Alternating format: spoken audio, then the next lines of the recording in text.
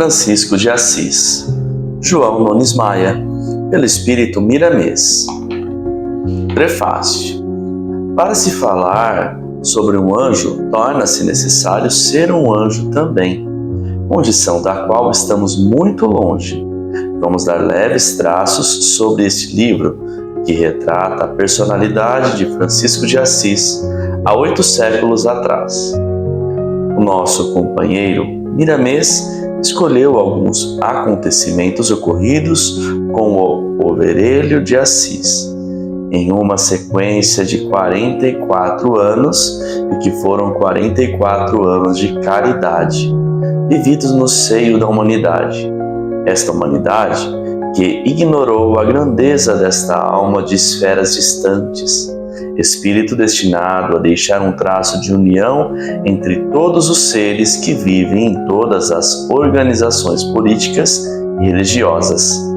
O nosso amigo espiritual nos diz que este livro é uma simples anotação sobre a vida desse grande santo, que faz parte do Colégio Apostolar de Jesus Cristo. Francisco de Assis viveu a mensagem do Evangelho de modo a consolidar a palavra amor, fazendo-a sair da teoria e avançar para a prática, no dia a dia. Não há jeito na terra de se pensar e escrever sobre a caridade, sem se lembrar do homem da Úmbria. Todos os caminhos por onde passou falam dele. Deixou impregnado no tempo e no espaço, nas coisas e na própria natureza, algo de divino que somente o tempo poderá revelar no futuro, para a grandeza da fé. Não se pôde lembrar dos ancenianos sem encontrar a figura extraordinária de Francisco. Não se pode falar da assistência social sem que ele esteja no meio. Não se pode referir ao amor sem sua benfeitoria e radiação. O Cristo operava o mundo pelas mãos desse anjo de Deus, confortando os doentes, curando os enfermos, instruindo os ignorantes, fartando os famintos e vestindo os nus. Dava sem receber e recebia distribuindo. Amava sem exigências e, quando ofendido, amava o ofensor. Abençoava a todos e, quando apedrejado, servia mais. Falava sem ferir e, quando ferido, compreendia o revoltado. Nunca se indignava e, quando em meio à revolta, orava em fervor de todos, em favor de todos. Trabalhava e amava o trabalho, defrontando-se com a inércia, estimulava o labor. Tinha como base da felicidade a alegria. Quando encontrava tristeza, alegrava-se mais. Não falava em doenças. Quando encontrava enfermos, enfatizava a saúde, sem esquecer a fé. Ouvia em silêncio os que sofriam e falava quando a sua palavra fosse consolo ou paz. Desejava o bem de todos, sem cogitar de onde procediam, para onde iam e qual escola ou partido político pertenciam. Não era dado examinar procedências para servir, pois vivia a todos como filho de Deus. Este livro é uma bandeira da simplicidade.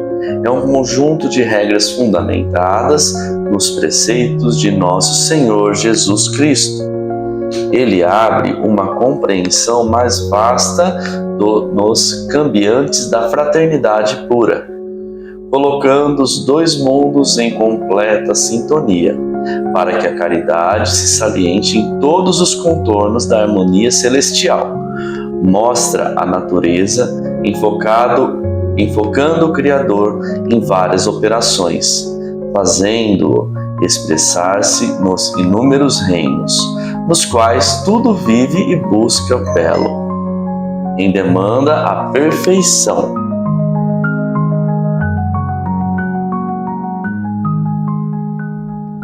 Francisco de Assis mostra o quanto vale o amor e faz a humanidade conhecer aquele Cristo de há 2000 anos, fundindo e refundindo todas as virtudes na expressão que a sua vida nos oferta. Francisco venceu a morte porque venceu as imperfeições, lutou contra os instintos inferiores e alcançou a vitória sobre os inimigos internos, consolidou os dons espirituais no coração e irradiou o bem em todas as direções. Foi bom, foi justo, foi honesto, foi feliz, foi trabalhador, foi irmão, foi perdão, foi manso, foi enérgico, foi compreensivo, foi caridoso, foi carinhoso, foi pai, foi tolerante, foi humilde, foi pastor, foi santo, foi místico, foi homem. Foi anjo, porque cultivou um jardim de virtudes dentro do coração, na presença do Cristo e na lavoura de Deus. Este livro ser-te-á alimento para o espírito e saúde para todos os corpos que o Senhor te emprestou. Bezerra, Belo Horizonte, 19 de julho de 1982.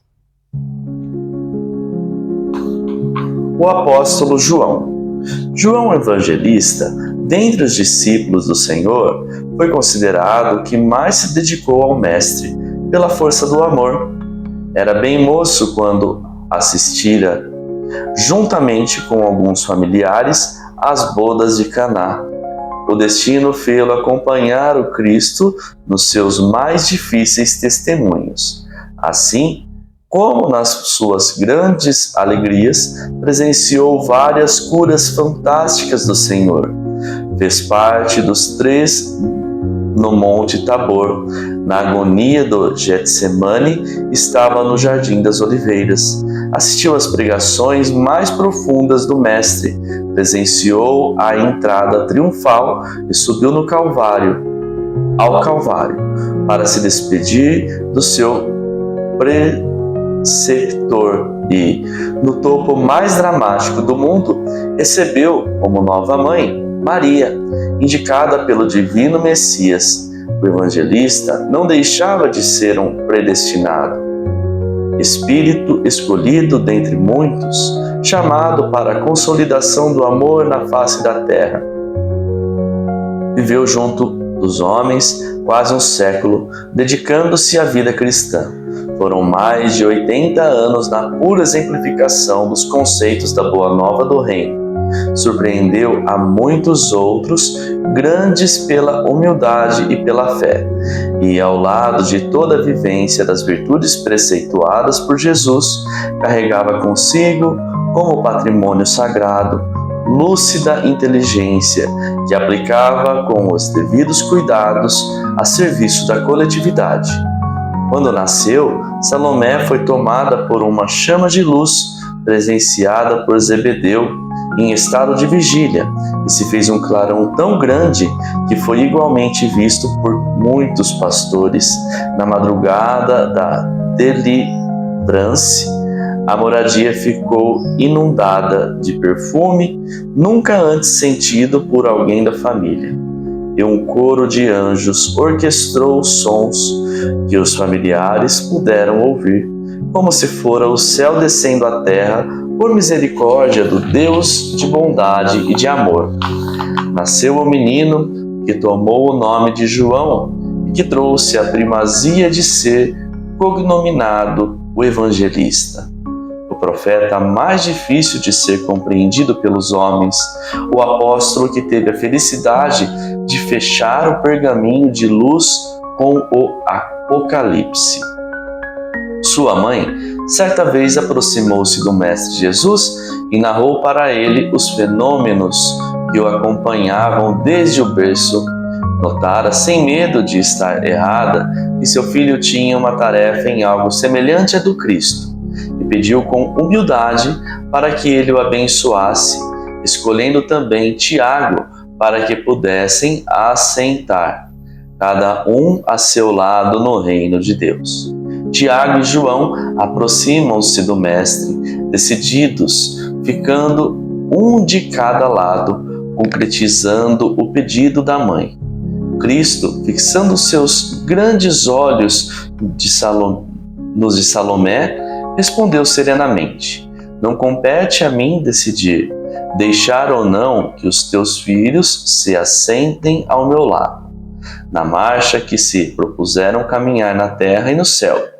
Eis que cada um de nós haveremos de testemunhar diante de Deus e de nossa consciência o que aprendemos.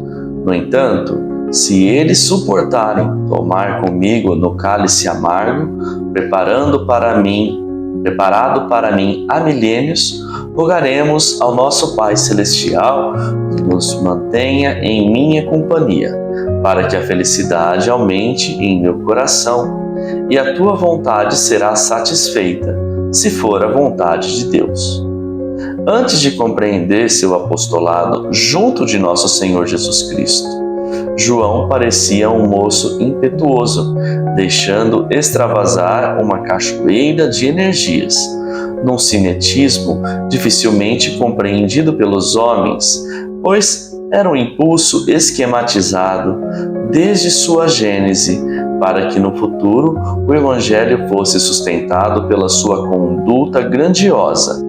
Teve a oportunidade de conhecer todos os discípulos na conjuntura doutrinária e conviver com ele nas suas mais difíceis reações. Acompanhou Paulo em várias viagens, testemunhando à própria carne as dificuldades de se fazer conhecido o Cristo entre as esferas humanas. Depois da ida do Mestre para as esferas resplandecentes, mediu, pesou e sentiu que, de fato, assentar-se ao seu lado não dependia de um sim ou de um não do Divino Senhor, mas sim da vivência do amor dos que buscam esse reino. Várias vezes esteve às portas da morte, chegando até a perceber alguns ângulos da outra vida e ouvir conselhos de outro plano, no tocante à resistência, à paciência, à humildade e ao amor para com aqueles que ainda desconheciam a verdade. Cada vez que sofria o arguilhão de dor por sua causa, restabelecia-se com mais ânimo e enfrentava as dificuldades com mais esperança, tendo sempre Deus como a única divisa de salvação para todos os ideais e o Cristo como o pastor inconfundível que libera as consciências para a vivência na luz. João Evangelista cresceu em sabedoria e virtude, experimentou a fome muitas vezes, sem se amedrontar. Sentiu na pele chagas de várias procedências, sem que elas o esmorecessem na difusão do Evangelho. Não fez distinção de vestes para o seu apostolado sublime. Teve em mente somente o amor. Quando soube que Tiago havia sido morto de maneira drástica pelos opositores da Boa Nova, ao invés de se abater, incorporou-se aos ideais do seu irmão e sentiu dentro do peito um grito do coração mandando que avançasse, porquanto em seus ombros pesavam 2 compromissos. Quando foi participado da ida de Pedro a Roma e posteriormente da sua crucificação pelos romanos, que ainda queimaram o seu corpo, ao invés de temer a fúria dos inimigos, incorporou-se a fé do apóstolo pescador em novas frentes de trabalho. E quando Paulo, a sua maior esperança, terminou seus dias também em Roma, João se encontrava num sítio arregimentando forças para novas pregações. Prostrou o rosto em terra, chorando, e em súplica buscou a Jesus, para que não desamparasse a família cristã, que crescia em número dia a dia, carecendo de um pastor visível no mundo. Desceu do véu uma luz sobre sua cabeça, e ele ouviu nitidamente uma voz, já bem sua conhecida. Continua incorporado às forças e às virtudes. aos dons e ao amor dos que se sacrificaram em meu nome. Nenhuma criatura ficará só, porque Deus é justiça, e acima da justiça, Ele é amor. Assim, desse dia em diante, João tornou-se uma imantação energética. Quando um dos seus companheiros de apostolado sucumbia, aumentava o seu vigor, por saber que era a bondade de Deus e que seria uma semente enterrada em solo fértil, e que daquela vida poderiam nascer milhares de outras por lei da divindade, e que o Evangelho se tornaria mais conhecido pelo fenômeno da fé. Depois que Maria, mãe de Jesus, foi levada para a pátria espiritual, João se transformou definitivamente num andarilho do Cristo, propondo maneiras grandiosas às almas sofredoras e tristes. Alimentava uma alegria íntima, como se tivesse um sol ergastulado no coração. Ao falar, representava a voz de outras esferas, aproveitando na oportunidade os canais do seu verbo lógico e clássico, simples e divino ao mesmo tempo. Em torno de si avolumava-se em profusão um magnetismo superior na dinâmica do amor, distribuía a verdadeira felicidade em todas as dimensões. Dormia em plena natureza e sentia-se como se estivesse em mansão espiritual. Roma, que se sentia feliz e vitoriosa pela morte de alguns discípulos de Jesus, mandou várias missões ao encalço de João, não para exterminá-lo visivelmente, mas por algum respeito ao profeta e por sutileza política, muitos em secreto o acompanhavam, habilmente como presa, para na hora certa dar o golpe mortal e libertar Roma do jugo incômodo. Pois ele era a verdade que se expandia por amor às criaturas. Os seus principais discípulos foram Policarpo, Papias, Inácio e Pátios, dos quais falamos. Porquanto herdaram do mestre de Éfeso o amor mais acentuado, mas, na verdade, foram milhares de seguidores que testemunharam o aprendizado pelo exemplo dignificante do evangelista, que venceu a morte em todos os seus mais duros testemunhos.